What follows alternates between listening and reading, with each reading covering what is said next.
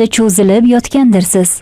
Erkaklarga nisbatan ayollar 4 baravar dangasa ekan. Ko'pchilik uchun erta uyg'onish murakkab sinovdek ko'rinadi. Yaxshi motivatsiya dangasalikdan butkul qutulishga yordam beradi.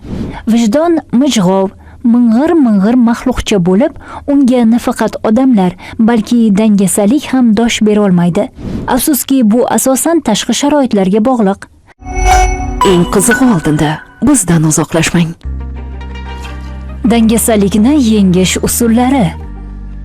Aytaylik, bugun dam olish kuni. Hoynahoy divanda cho'zilib yotgandirsiz. Ammo aslida dam olyapsizmi yoki dangasalik qilyapsizmi? Hamma gap shunda. Barcha kamchiliklarning onasi hisoblangan dangasalik ko'plab odamlarda uchraydi. Yoshi va ijtimoiy holatidan qat'iy nazar, aholining 95% ga yaqin qismi erinchoqlik kasaliga duchor. Yalqovlikning asosiy sabablari hayotda maqsadning yo'qligi, osmondan nimadir tushishini kutish, zamonaviy maishiy qulaylikka o'rganish, harakatni boshlashdan ko'ra besamar o'ylash va o'zida borini yo'qotishdan qo'rqishdir. Psixologlar fikricha, dangasalik negizida salbiy hissiyotlar, qo'rquv, o'zini aybdor sezish, o'kinch yotadi. Uning kelib chiqishini anglash orqaligina ishyoqmaslikni bartaraf eta olasiz. Aniqlanishicha, erkaklarga nisbatan ayollar 4 baravar dangasa ekan. Dangasalikni kelib chiqishiga bolalikdagi tarbiya ham sabab bo'ladi. Mustaqil qaror chiqara olmaslik, salbiy yondashuv, e'tiroz, qo'rquv, shubha, o'z-o'zini chegaralash, ichki taqiqlar, axloq modellari buning omillaridir. Har joyga burningni suqma, aralashma, jim o'tir kabi tanbehlar tashabbus va faol yondashuvni cheklab qo'yadi.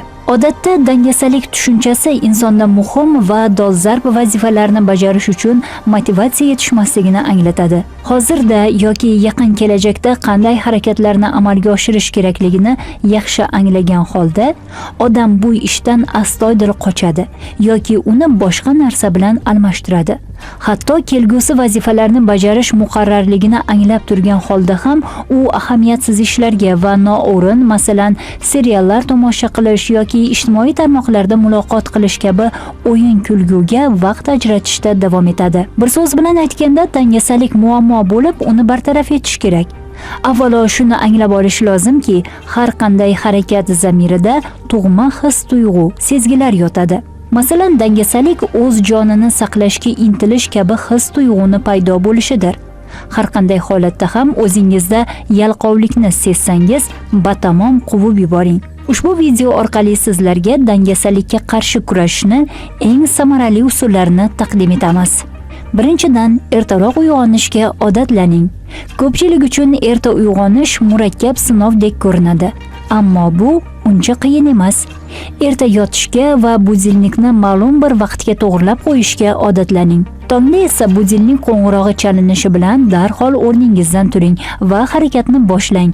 Ertalabki yumushlaringizni bajarishga kirishing. Uyqu kamida 7-8 soat bo'lishi uchun ertaroq uxlashga harakat qiling. Shunda uyg'onishingiz oson bo'ladi. Xo'sh, bu dangasalikdan qutulishga qanday yordam beradi? Avvalo, erta tongdan shu kunga rejalashtirgan ishlaringizni qilib olishga ulgurasiz. Kunning birinchi yarmida ba'zi vazifalarni bajarib olishingiz, qolgan qismini esa kunning oxirigacha amalga oshirishingiz mumkin. Bundan tashqari, erta uyg'onish ish jadvalini me'yorlashtirishga yordam beradi. Siz yetarlicha uyquga to'ya boshlaysiz va jismonan yanada kuchga to'lasiz. Ikkinchidan, ilhomlanishni o'rganing. Yaxshi motivatsiya dangasalikdan butkul qutulishga yordam beradi. Agar siz yangi g'oyalarga mukkasidan berilib, zavq va shavqqa to'lgan bo'lsangiz, dangasalik sizni nafaqat tark etadi, balki oyog'ini qo'lga olib qochadi. Dastavval eng yomon ssenariyni tasavvur qiling. Agar ishni oxiriga yetkazmasangiz, buning oqibatlari qanday bo'ladi? Barcha tafsilotlarni, shu jumladan his-tuyg'ularni bir-bir tahlil qilishga urining. Shundan so'ng darhol ijobiy tomonga o'ting. Vazifani muvaffaqiyatli yakunlash bilan boshdan kechiradigan quvonchni his eting.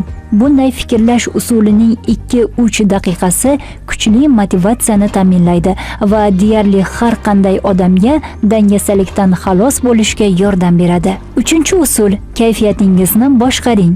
Yaxshi kayfiyat samarali ish uchun ajoyib driver. Afsuski, bu asosan tashqi sharoitlarga bog'liq. Hamma ham uni mustaqil nazorat qila olmaydi. Biroq buni o'rganish mumkin va kerak. Yaxshi kayfiyatni keltirib chiqaradigan bir qancha omillar mavjud. Birinchidan, hayotdagi barcha qiyinchiliklarga bebaho tajriba sifatida qarang. Har qanday vaziyatda ijobiy tomonlarni topishga o'rganing. Asta-sekin bu odatga aylanadi va kayfiyatingizga salbiy ta'sir ko'rsatmaydi. Shuningdek, ish joyingizni har doim toza saqlashga harakat qiling. Narsalaringiz qilayotgan ishingizdan chalg'itmasligi uchun ularni tartibga keltiring. Amalga oshirgan ishlaringiz uchun o'zingizni rag'batlantiring. Sevimli musiqangizni tinglang, ijobiy va harakatchan odamlar bilan ko'proq muloqot qiling. Ulkan rejalaringizni do'stlaringiz bilan baham ko'rishga uyalmang. 4-dan, ishlaringizni rejalashtiring. Rejali ish shaxsiy samaradorlikni oshirishning muhim mexanizmi hisoblanadi.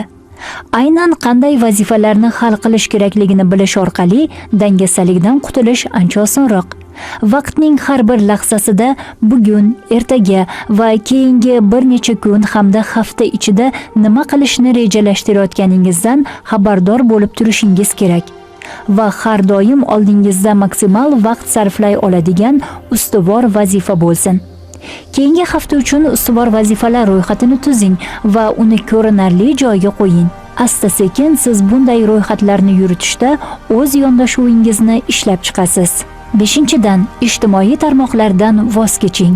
Ijtimoiy tarmoqlarga chalg'igan ko'p odamlar buni doim shunchaki 5 daqiqa yo'qotish deb o'ylashadi. Ammo bir necha kun davomida Facebook, Instagram, Telegram va vaqt o'g'irlaydigan boshqa ijtimoiy tarmoqlardan butunlay voz kechishga harakat qiling. Shunda samaradorlikni keskin oshirishga erishasiz. Ma'lum bo'lishicha, ijtimoiy tarmoqlarsiz foydali narsalarga e'tibor qaratish ancha oson ekan. Shu bois ish vaqtida ularni butunlay rad eting. 6-usul, ertaga bajaraman tushunchasidan xalos bo'lish. Bugun bajarish kerak bo'lgan har qanday ishni hafsalasizlik bilan ertaga o'tkazish deyarli har kimga xos. Biroq ertasi kuni bajarishga yana hafsala bo'lmaydi. Shu tarzda bu yumush so'nggi nuqtasigacha surilib boraveradi. Natijada ish shoshilinch bajariladi, atroflicha o'ylab ko'rilmaydi, sifati esa yomonlashadi. Nima qilish kerak? Ertangi kunni yo'q deb tasavvur qilish kerak. Demak, shu bugun bajarishingiz hayotiy zarurat. Dastlab bu noodatiy, bema'ni tuyuladi, biroq keyin ongu shuuringiz o'rganadi. Siz ko'plab ishlarni shu bugun bajarishga harakat qila boshlaysiz. Muhimi, sifat yo'qolmasin. 7-usul, joningizni koyiting. Bu dangasalikdan tezroq qutulishga va muammolarni samarali yechishga, barcha zaif tomonlar va qo'rquvlarni yengishga imkon beradigan o'z-o'zini rag'batlantirishning kuchli usuli. Mohiyatan juda oddiy, o'z oldingizga nihoyatda qiyin, lekin bajarilishi mumkin bo'lgan vazifa qo'ying. Ya'ni imkonsiz ishni bajarishga qaror qilishingiz kerak. Vazifani uddalasangiz, hayotingiz qanday o'zgarishi haqida doim o'ylab ko'ring. Eng muhimi, topshiriqni belgilangan muddatgacha bajarishga vaqtingiz qolmasa ham taslim bo'lmang. 8-usul, vijdonni uyg'otish. Vijdon mijg'ov, ming'ir maxluqcha bo'lib, unga nafaqat odamlar, balki dangasalik ham dosh bera olmaydi. Agar vijdoningiz uyg'onsa, toki uning shartlariga ko'nmaguncha yoki qandaydir yo'llar bilan uxlatmaguncha yoqimsiz hissiyotlarni boshdan kechira boshlaysiz. Shunday ekan, yalqovlikdan tezda xalos bo'lishni xohlasangiz, vijdoningizni uyg'oting va bu uslub samarali vosita sifatida ish beradi. Guvohi bo'lganingizdek, dangasalikdan xalos bo'lishning ko'plab samarali usullari mavjud. Shu bilan birga odatlarni tubdan o'zgartirish yoki yoqimsiz narsalar qilishning hojati yo'q.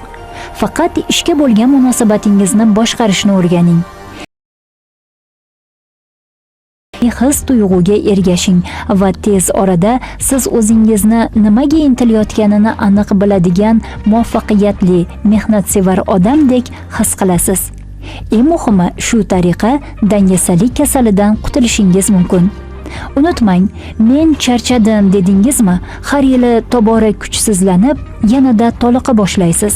Agar sizda hozir vaqt bo'lmasa, har yili ulg'aygan sayin vaqtingiz kamayib boraveradi. Shunday ekan, erinmang. Harakat va harakat qiling.